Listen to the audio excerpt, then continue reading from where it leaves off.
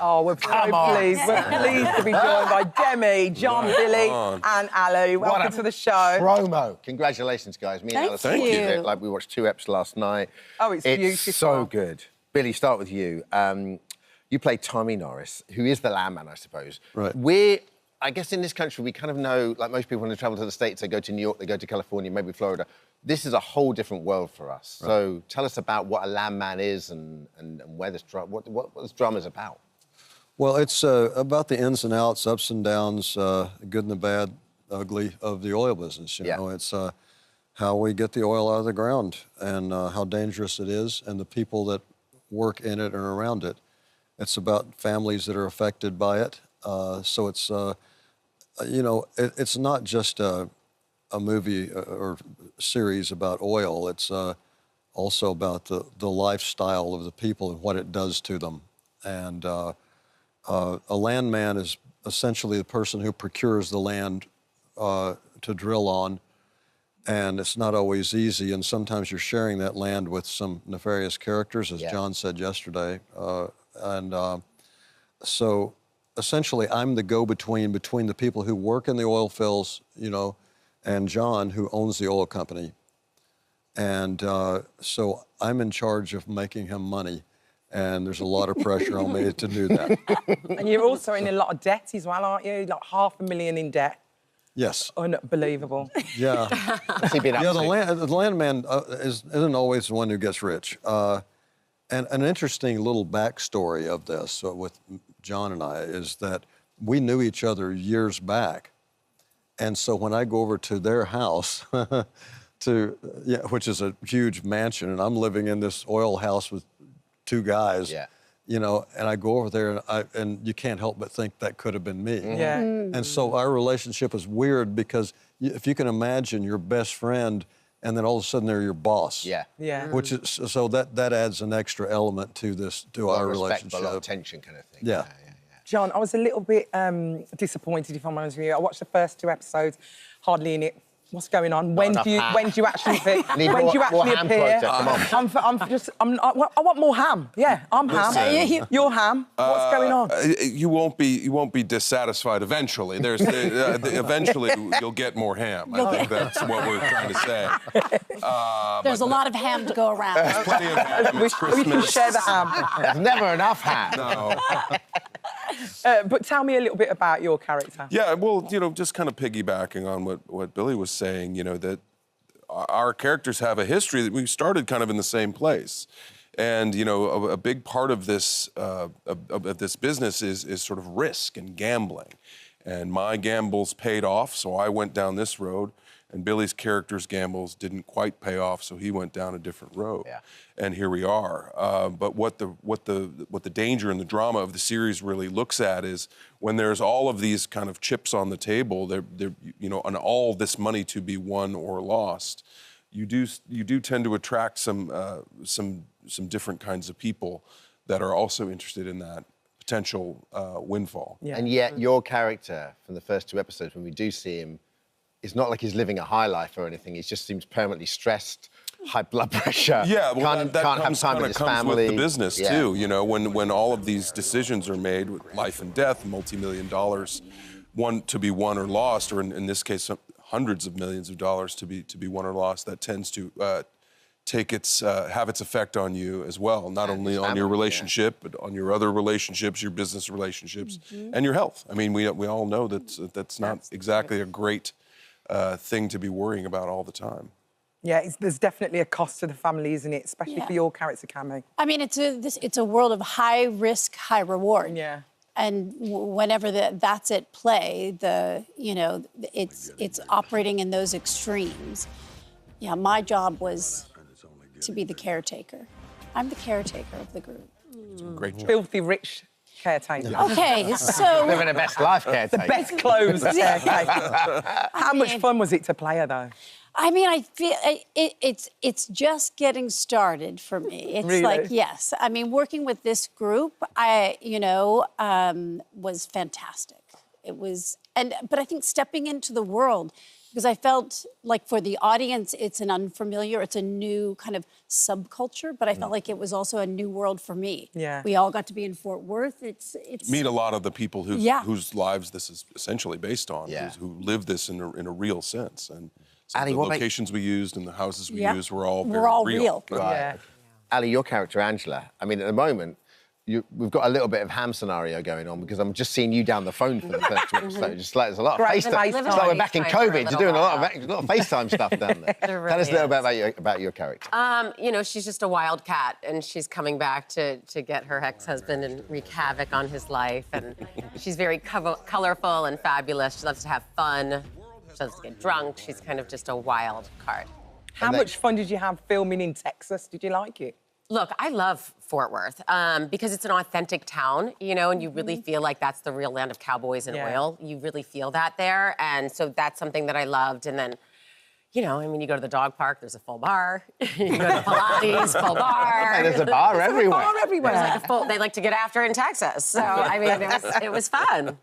Do you know what I loved about it? Is one of those shows like, and as soon as I started watching it, I was like, this is Taylor Sheridan, isn't it? Because you watch, Yellowstone is just such a huge show. Yeah, 1883. Yeah, exactly. So it has that kind of lovely, proper deep dive that I remember The Wire had as well. Like when you get into it, you're really getting your hands dirty in a really well-researched story, Billy. Yeah. I mean, well, Taylor really does his research, you know, and on this particular thing that we did, there's a guy named Christian Wallace who had done a podcast about this. Yeah. And so if you want to talk about the emotion and the scenes and, you know, where things are headed, dialogue, anything like that, you go to Taylor. And if you need to know what a X14 wrench is, you go ask Christian, you know. Right. It's like, because his family worked in the oil business. And so it was interesting learning all this stuff. One of the things we learned was that, I mean, the only oil people I ever knew were oil attorneys, you know, in Houston when I lived there. But the people that actually work out there in the fields, a lot of them are, you know, ex-cons, you know, felons, all kinds of things, because, you know, they can't get a job that pays $180,000 a year anywhere else. Yeah. And they have families to take care of. So they're willing to risk life and limb in order to make $180,000, which is nothing to sneeze at, you know. And that was one of the things that I didn't know, because I'd known some people who worked in oil fields, but they were just, you know, regular guys, you know. But then we find out all this other story, and also some of the people that share our land. Yeah. Oh, yeah. Which are also pretty rough characters. Oh, that's what we were talking about this morning. It's so brilliantly layered because it's, you know, there's a sort of subplot about your son who's decided to go down that route. Is it a roughneck? That's what they call it? Yes. Yeah. And then it's a migrant story as well. And then his daughter as well. I love the daughter story. Yeah. His boyfriend and everything. I love all that. Little And the fact that your characters still in love with each other. You can see it. You can see the sexual energy. It's so lovely. Boy. And I got all that just from the phone. You wait. Really? I got all that from the FaceTiming. Oh, yeah. Like, you smashed that phone. And you know what's really funny? Either you're psychic or something. She calls me Rob. Stop it. No, you don't. What's it like doing this whole tour together and coming to England? You having fun, Jon?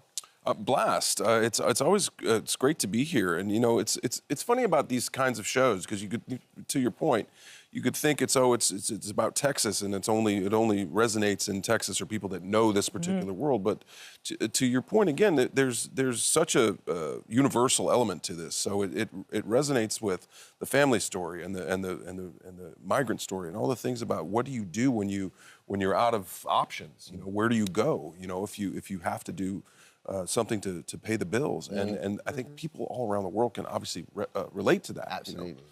It's a lovely deep dive. Also, for all of you, you know, you're all sort of well-versed in the movie world. Is there something beautiful about taking, like, an 8-part, 6-part, whatever it is, and you know, the likelihood this will hopefully get recommissioned because it just looks so epic, and they can't afford for it not to get recommissioned.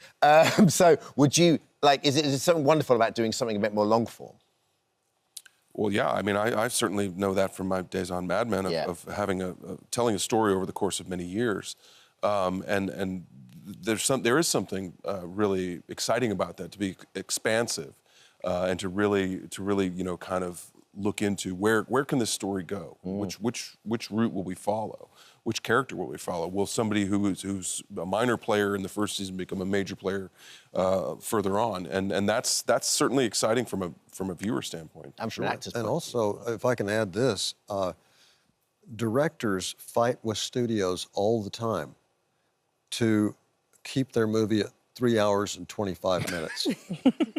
And here, they have no problem with that. It's fine. If you're doing 10 episodes, because basically, I mean, they used to say, and I was kind of a holdout, on doing television, because when I was coming up in it, they said, no, don't do TV. That means your career's on the way. But then, like the show you were on, and all this stuff, I mean, that's when people started to go, you know what? It's not so bad. This is pretty darn good. And we could see it out there in L.A. that streaming was where everything was heading. And Times change. Also, the people like Absolutely. investing. It's like Absolutely. people like to invest in characters and story, Yeah. and that's the I think the joy of the long form is when you only have 2 hours to develop and tell your story versus 8. The different places you can go, I think is they're 10-hour movies. And there's only one person writing it, so it doesn't get Singular all, perspective, it's like for all sure. Taylor's vision. And so I think that keeps it really clear and really strong and unique. Well, we are invested, aren't we? We're in. Sorry, I'm still reeling in the fact that Demi has just brought her little dog. He laughed out. What a little treasure. she's an angel And you literally take her everywhere. everywhere, On the flight and everything. everywhere. Is she good? Restaurants, theater. And everyone loves her. She goes I bet everywhere. you could just hide her and nobody knows about her. She has her spot. She watches. Yeah. How long have you had her? She'll be 4 years old tomorrow, and I've had her since she was a year old. Oh, she's gorgeous. She's right over I think there. she weighs like a pound. Does she weigh Pound like and a pound? half. Oh, look, they had a photo. Unbelievable. You had a lovely cuddle with you during the She had a break. lovely cut. I've got a picture of you. This dog. John, how is this for you with kind of morning show vibes? Are you any PTSD right now, or is this kind of... I've processed all of that. I enjoy a morning show. What can I say? I love her. How was it doing that show? It was a great It show. was great. I didn't have much of the day-to-day of this part of it, but I very much enjoyed joining that cast. It's obviously it's a cast full of home run hitters with Aniston and Reese and Holland Taylor and Juliana Margulies and Billy Crudup, and the list goes on and on and on. It's such an amazing group of people, and the show is so successful and popular and fun. So good. It was fun to do for sure. I'm interested to know, do you like doing a morning show, just out of interest? Do you enjoy doing it? You asked me, do I like my job? Yeah. Because obviously you come from Saturday night, evenings, do you know what I mean? And then you went to daytime. Do you actually like it? I'm just interested. Guys, just bear with us, sorry. We could have talked about it at any time. But, no, I do. Yeah. I tell you what I do, because you can luxuriate you can have a nice interview. Like, you can properly take time and stuff. You're not rushed all the time. Thanks for Whereas that, on a Dave. Saturday night, it's all just like, it's like that. It's kind of, it's full on. But thanks for asking. I'm just interested. Billy? Well, I was saying, I feel like our American shows are the opposite, that the morning shows are really fast and that our evening are The longer. late night shows are Are a little more longer. luxurious. I think we're a bit more chilled out here. For You know, we've got Actually, time to I breathe. said that before. You Yeah. definitely have more space. I can't get over how big this set It's is. nice, isn't it? In Yeah, New York, nice. it's like everything is cramped in. most of our shows, you do like a Q&A, not a Q&A, but the pre-interview. Yeah. And it takes 45 minutes to do a pre-interview, and you go out there, and you're there for like a minute and a half. Yeah. And they ask you one question, and it's over. Yeah. Exactly. And it was like, well, wait a minute, what about the part... About all the other stuff. What about the interesting thing I said on the... How was our research chat? Was you happy with it? What? When you did our research chat, were they good? She was awesome. Was she? Oh, my God. She was we had awesome. the best It was a talk. full party scene. It was But it was also easy. Yeah. It wasn't like a bunch of stuff like, so we understand that, you had a little red wagon when you were 10 and whatever. There wasn't a lot of that. But Billy, I do want to ask you about your music. What's up at the moment? You just come off tour. Just came off tour of the Boxmasters. We were off 2 days and I flew to London. And so I've been on a bus for 2.5 months and very successful tour. And put the record out called Love and Hate in Desperate Places, and it's doing very well. Right. And do you live like a rock star, or are you in bed by 9 o'clock?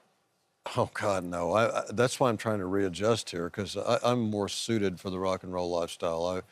I usually wake up about 1 in the afternoon. Oh, stop it. Oh, I'm not joking. You're like my teenage son. I stay up till 4:35 in the morning talking with the guys and stuff like that, rolling down the road, and then sleep all day, go do another show, and do the same thing again. And then you have to adjust to this, which is, I guess, early starts when you're acting. Oh, I slept 2.5 hours last night. I laid in bed like, I almost thought I was paralyzed for a while. No, I did. I have... Time zone will mess with you, for sure. Dude, it was like, I was having these circular thoughts, and then when I would close my eyes, I started having hallucinations about, like, Deputy Dog and stuff. No, it was crazy. I couldn't go to sleep to save my life. You know what my solution was? My solution was to go on the patio at the hotel at 6 o'clock this morning because I was so nerved up. I have anxiety disorder, and I mean, I really do, pretty bad. And so I was anxious all night, called my wife, called my daughter, because they're in California, and talked to them. Couldn't get sleepy. I went on the balcony and had a glass of champagne at 6 o'clock this morning. Babes, you know what we normally do for anxiety? We bring it in. Can we give me an alley hug? There you go. Come on. Okay. That's what we do. We give you a little alley hug.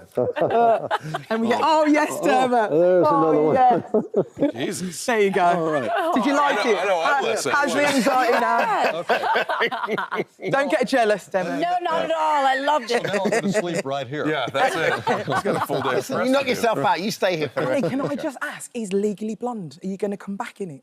I haven't heard, I heard whisperings from Reese about that, and they have to figure out exactly what the storyline's going to be and when it, like, locks and loads. But, I mean, it was an amazing character. Would you come back? People still love it, of course. Brooke Wyndham, people loved her, and so it was really fun. And I love Reese. It's been lovely of chatting course. to all of you. Thank you. you. Likewise. Landman, I cannot wait. It's going to premiere on Monday, the 18th. That's my wife's birthday. Oh, the is 18th, it? Yeah. Exclusively in Paramount Plus here in the UK. Hi, everyone. Just wanted to say thank you for visiting our This Morning YouTube channel. Now, listen, we upload new content every day, so go ahead and hit that subscribe button so you don't miss out. And we'll see you in the morning.